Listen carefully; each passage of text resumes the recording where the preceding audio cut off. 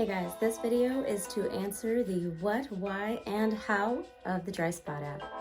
First, what is the Dry Spot app? Simply put, it's just a directory of bars, restaurants, and venues where you can order non-alcoholic beers, mocktails, or alcohol-removed wines. It kind of takes the awkward and time-consuming task of investigating or asking a restaurant staff member, do you serve non-alcoholic drinks, and if so, what kind? Some people just don't want to go through that, and the app eliminates the need to. Pretty much everybody who's ever ordered a non-alcoholic beer at a restaurant has had to endure the awkward inquiry from a friend, a family member, a waitress, a bartender. What's the point? The first thing that always comes to my mind is, why do you like turkey and pumpkin pie on Thanksgiving? Why do you like barbecue on 4th of July? You know, our traditions, our customs, our cultures, they actually have a lot more space in our minds than we give them credit for. For me personally, when I could no longer consume alcohol, I wasn't really that bummed out about not consuming the actual alcohol. What I was bummed out about was enjoying a happy hour with my friends, or going to hear some music and having a beer, or toasting with champagne at a special occasion. So even though I don't drink alcohol anymore, I really do still enjoy and look forward to all of those experiences just without the alcohol. It's really nobody's business why you can't drink alcohol, but sometimes it's fun to just avoid the conversation altogether by telling the bartender, hey, I'll have a 2 Roots IPA. You don't have to explain to anybody that that's actually a craft non-alcoholic beer. Or if you're going to Buffalo Wild Wings to watch a football game, you can just say, hey, can I have the Lagunitas IPNA?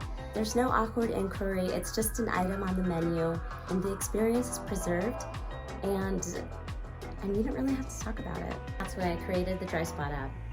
It started as a personal list on my phone of all of my favorite places where I frequent.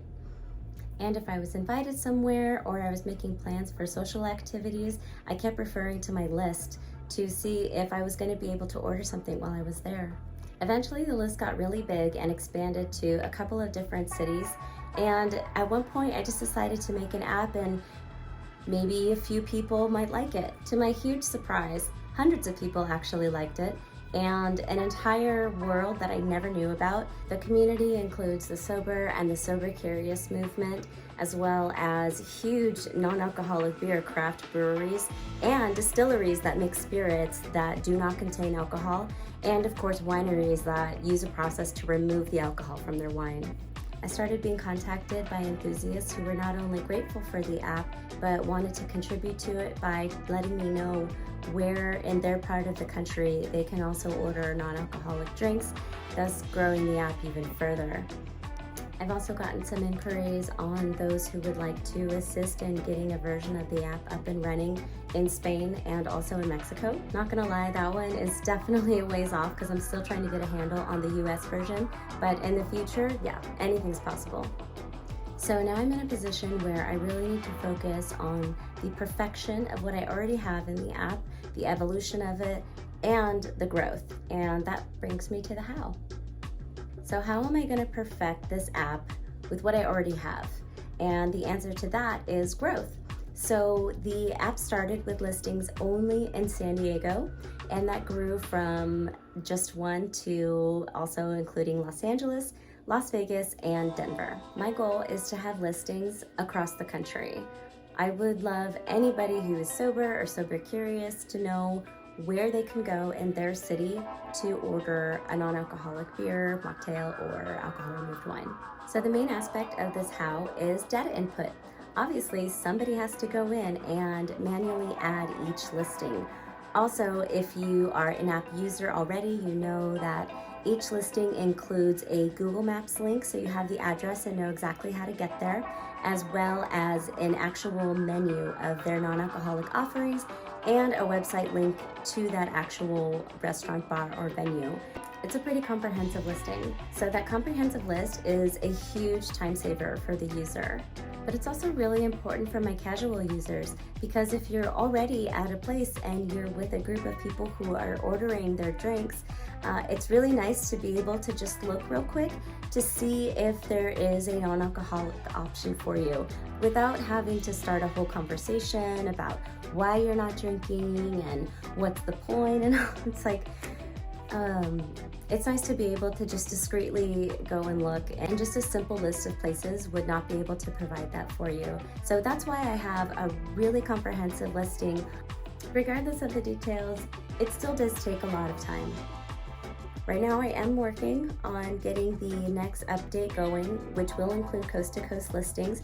My goal is to have that done before the end of 2022. The next question I always get is, well, how can that be done faster? I want it now, I want it now. And the answer is money. Initially, I'll need about $500 to convert my mobile app to a native app so that it's compatible with the App Store. There is also a fee to put it into the App Store. There is also a fee to convert my app to a version that is compatible with Android phones. And there's a fee to put my app in the Google Play, or the Android version of the app. I'm not Android, I don't know Androids, I'm so sorry. And there's a fee to make it available in Google Play. The total cost of all of that is about $500. Let's be honest, there's always hidden charges, so it's probably $500 plus surprise, you also have to pay this. When people ask me about my timeline, it's usually not very well received. They want to see it in the App Store and in Google Play right now. Yeah, dude, me too, trust me. But again, it takes a lot of man hours to make all of this happen. And unfortunately, there's just so many hours in a day. I don't have the time right now to expedite that process. One option is to actually pay somebody to do that for me. Again, that costs money. So that's the fundraising that I'm trying to focus on right now. If you're watching this video in real time, there is one more day to donate to the Facebook fundraiser that I created. If you're watching after this video is posted, there is still an opportunity to donate if you would like to. I have a Patreon, which I will link in the description, where you can support the Dry Spot app for as little as $5 a month. There is also higher options. Speaking of money, this is a great time to mention that the Dry Spot app is free to download and there are no in-app purchases. It's my goal to keep it that way. I have a plan for a revenue stream down the road. However, at this time, I just don't want to charge the user for this information. Sobriety and the Sober Curious movement already have enough steps and obstacles associated with them, and I don't want using my app to be one of them. I want to keep my app fun and informative and just something that everyone would like to use. So I hope that this video answered all of your questions about the Dry Spot app. If you have more questions, please feel free to drop them in the comments. You can also email me at dropdryspots@gmail.com. You can also use that email address if you would like to suggest a listing for me to add to the app. If you'd like to make a donation and you're watching this in real time, remember this is the last day to donate to the Facebook fundraiser. Also, you can support me on Patreon for as little as $5 a month.